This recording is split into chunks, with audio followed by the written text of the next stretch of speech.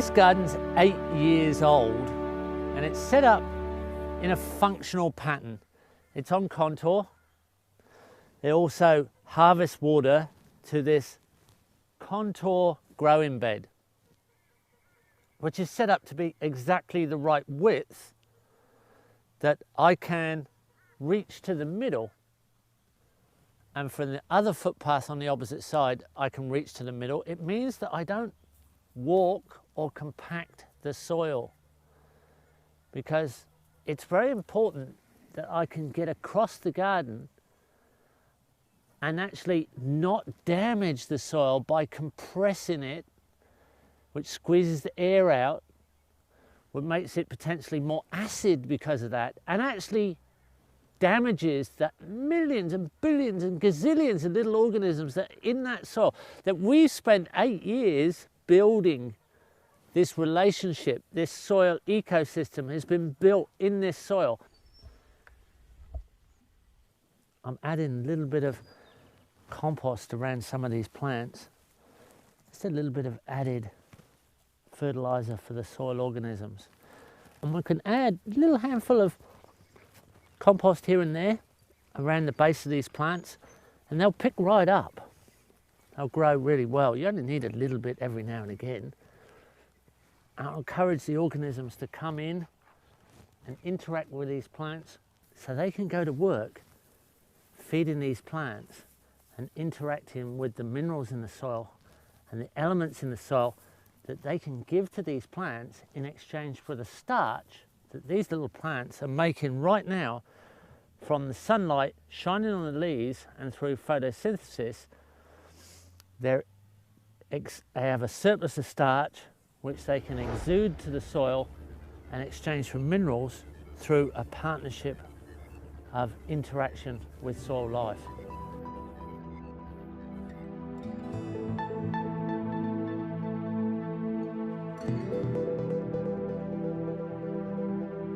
We've chosen a kind of matrix of complication, so visually it doesn't look like one species.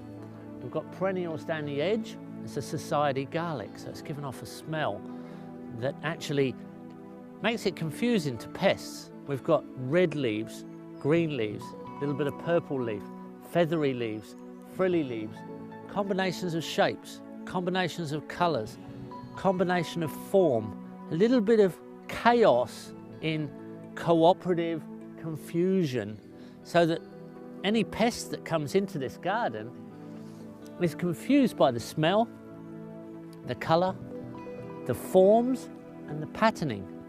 And yet the whole garden is patterned to be double reach to the middle, on contour. And the other thing we've done is we've favoured the predators. So we have little ponds that favour frogs, we have garden perches and bird perches and bird baths that favour the predatory birds that come in. And we've got little rockeries that favour the lizards. All of these are predators of garden pests. So we're favouring the predators and confusing the pests. There's one of our birds. They're wild birds. They're interacting with our cooperative action. They like what we're doing. And any pest that comes in here is quickly confused.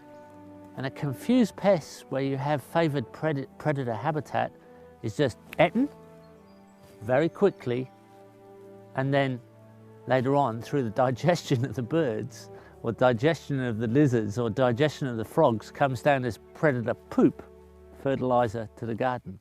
Another inoculum of interesting soil life additive. So how do you do that? Well, that's a raised bed, and as you can see from the moisture that's around, we're in quite a damp climate.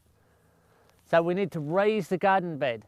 So we've dug the footpath, we've pegged it to wheelbarrow width so it's practical. We've got our main delivery vehicle, the wheelbarrow, to bring material in and take material out in the form of food.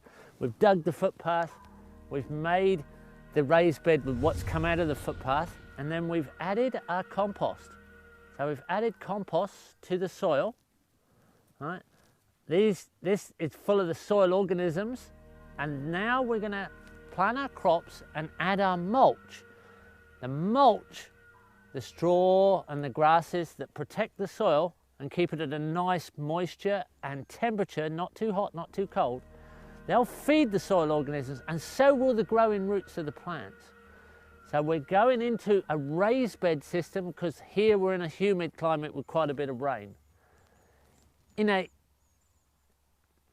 climate that's more arid, where we have very dry, hot conditions, we'll go the other way and we'll garden with a sunken bed, a bed that's actually the opposite. So we're retaining moisture, we're retaining a cool growing condition because it's too hot most of the time, and we'll actually put a shade over the top to reduce the amount of sunlight because we want to diminish the drying and evaporating effect.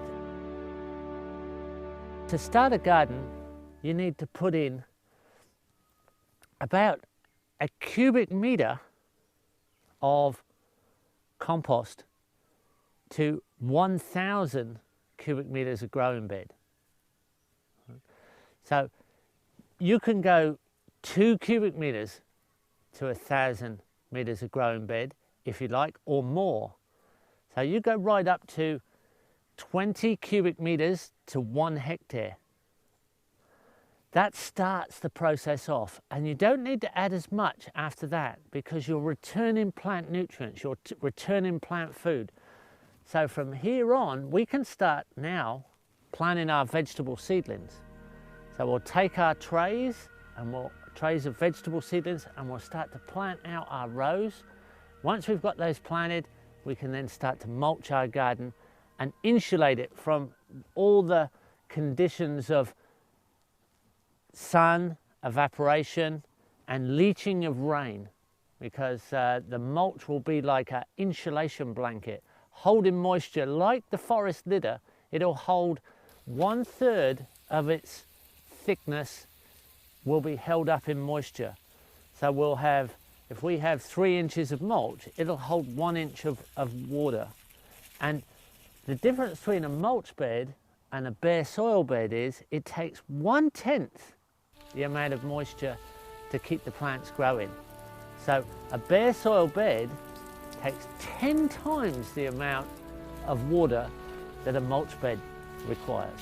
So we can really reduce the amount of water needed, and the moisture is also held up in the life in the soil. The life in the soil is, like all life, based in carbon and water.